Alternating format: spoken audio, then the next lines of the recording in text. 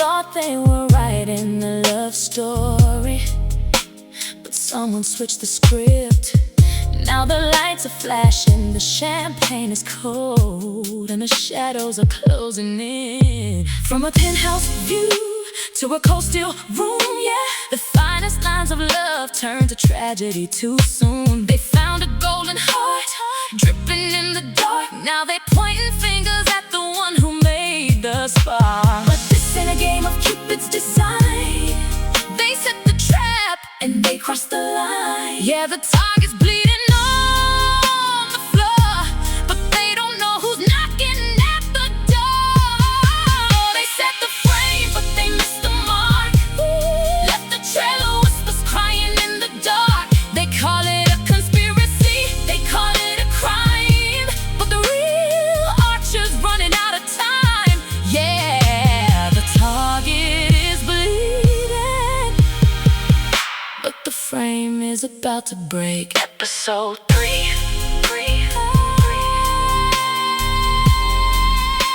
The target in the frame. Who holds the bell?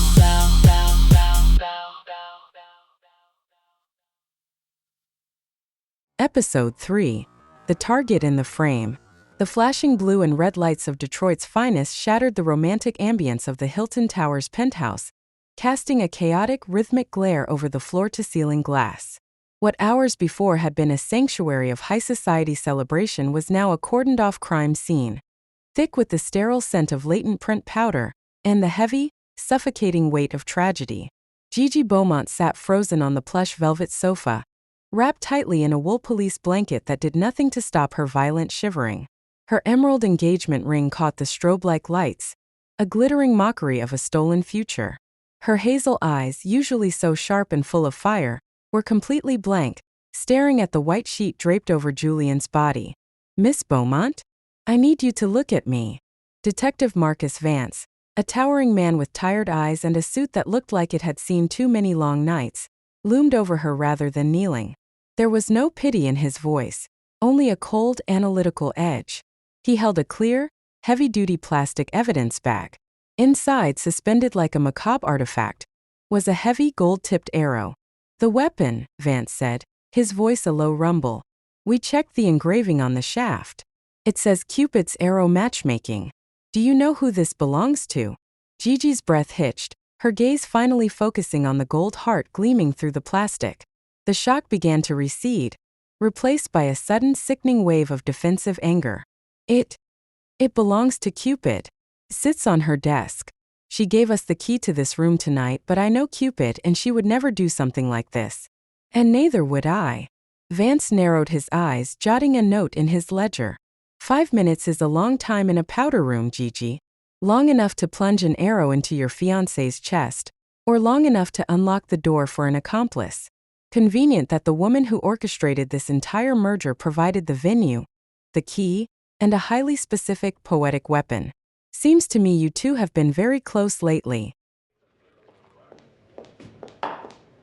Cupid, turn on the news. Right now.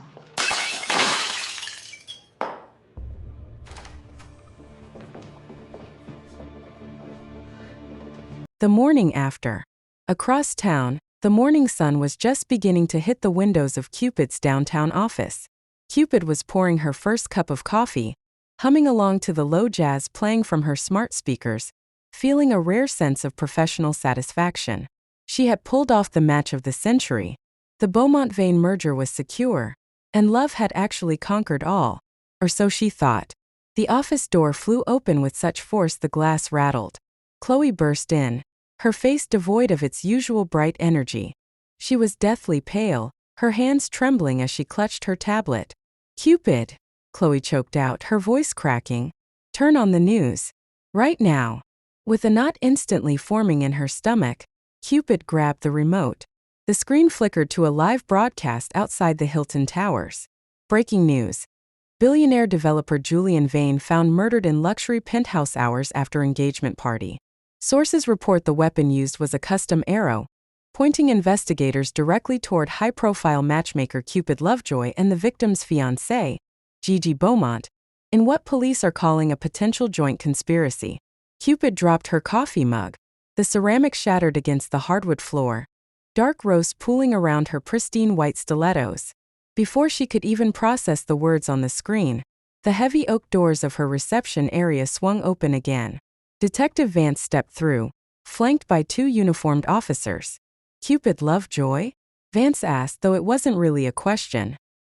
He flashed his badge, his eyes scanning the office until they landed on the empty, circular indentation in the velvet stand on her desk, the exact shape of her missing signature arrow. "I'm going to need you to come down to the precinct. You and Miss Beaumont have some explaining to do. You're under arrest for the murder of Julian Vane." This is absurd, Detective. I am a matchmaker, not an assassin. Someone is framing me. We found the key to the penthouse in your bag, an empty weapons stand, and the arrow. In the hot seat, the interrogation room at the Detroit Police Department was a far cry from the industrial chic of the apparatus room. It was sterile, cold, and smelled of industrial cleaner and cheap coffee. Cupid sat beneath the harsh fluorescent lights, her Prada scarf still perfectly tied, though her heart was hammering against her ribs like a trapped bird. "This is absurd, Detective," Cupid said, forcing her voice to maintain its signature commanding vibrato. "I am a matchmaker, not an assassin. Why on earth would I kill my own client? His success was my success." Vance slid a series of glossy photographs across the metal table. Photo 1. The penthouse room key Cupid had handed Julian at the party, dusted for prints. Photo 2. The empty stand on Cupid's desk. Photo 3. A close-up of the gold-tipped arrow protruding from Julian's chest. "Here's how I see it, Lovejoy," Vance laid out, leaning over the table. "You knew exactly where they would be. You had access to the weapon. In fact, your fingerprints are the only ones we found on the shaft so far. And our tech guys just pulled a series of encrypted text threats from Julian's phone warning him to call off the merger. We know you knew about the Sterling Group embezzlement scheme, Miss Lovejoy. Chloe Vance's search history on your firm's servers flagged it all." Cupid leaned back, a cold sweat breaking out on the nape of her neck. Someone had meticulously laid a trap, and Vance was completely buying the narrative that she and Gigi were a 2-woman hit squad. "I didn't send those texts, and I didn't kill him. You should know better," Cupid said, looking Vance dead in the eye. "Someone is framing me. If I wanted Julian dead, I would have let Gigi tear him apart at dinner 2 weeks ago. I brought them together. You're being lazy. You should be looking at the Sterling Group board members, or one of his exes. Look at who benefits from Julian being gone, and the federal audit being buried." Vance sighed, straightening up. "That's a nice story. But right now, a poetic weapon, a bitter fiancé, and a matchmaker with all the keys looks like a done deal to the DA. Your lawyer is outside, but don't plan on sleeping in your own bed tonight." Cupid stood up, her chair scraping harshly against the linoleum floor. "Then get my lawyer in here now, because I have nothing else to say to you since you're too lazy to search harder for the truth." The heavy steel door clicked open, and Troy Blackwell stepped into the room. As the top defense attorney in Michigan, Troy looked like a striking GQ-caliber blend of Method Man and Idris Elba, carrying himself with a distinct, sharp London sophistication. Cupid had to deliberately shake off a sudden wave of distraction as he took his place beside her. Troy leaned onto the table, fixing Vance with a cool, unyielding glare, his British accent dripping with absolute authority. "Detective, you will process my client's release immediately on the grounds of this laughable, circumstantial theater, or you can prepare to face a malicious prosecution lawsuit that will end your career before the ink on your report is dry." Detective, process my client's release immediately, or prepare for a career-arresting malicious prosecution lawsuit. The hunt for the real Archer. By mid-afternoon, Cupid was released on a staggering bail, courtesy of her high-net-worth business accounts. The press was camped outside her office, forcing her and Chloe to hole up in a secure, private loft downtown.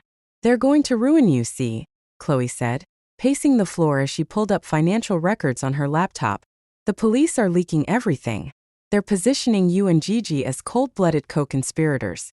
The brand is tanking, and clients are canceling left and right." "Let them cancel," Cupid said, her eyes flashing with a dangerous, protective instinct. Her sorrow for Julian and her fear for herself had morphed into something much more useful. Pure, unadulterated rage. Someone used my symbol, my office, and my clients to commit a murder. They didn't just kill Julian. They tried to assassinate my life's work. Gigi didn't do this, and neither did I. If Vance locks us both up, the real killer wins. Cupid walked over to Chloe, placing a hand on her shoulder. We have to prove the police narrative wrong. We need to clear my name, and we have to clear Gigi's too. We are in this together. What do we have on Sterling Group? Chloe tapped her keyboard aggressively, bringing up a web of corporate entities. When Julian bought them out, he was going to restructure the whole board. But look at this. One of the major silent partners in Sterling Group is a shell corporation called Arrow Holdings. Cupid frowned, leaning over Chloe's shoulder. Arrow? Like an arrow.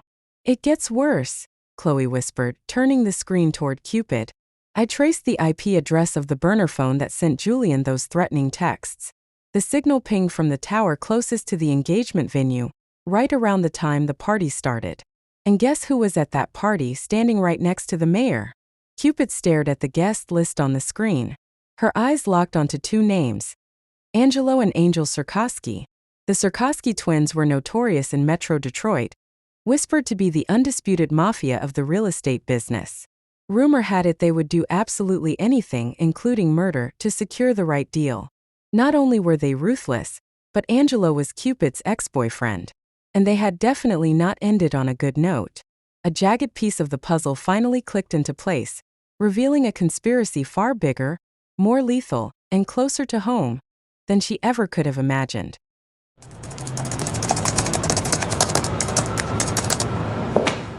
Look at this. It's all here. With the trouble he brings, Julian Vane, a fortress of glass, buying a heart with the tongue sharp as brass. He wants a merger, a trophy, a win, but Cupid's looking for the soul within. The contract is signed, the clause is the key. In a city of steel, love isn't free. Scream on the line, the shadows grow tall, the titan is shaking, and death's come to call.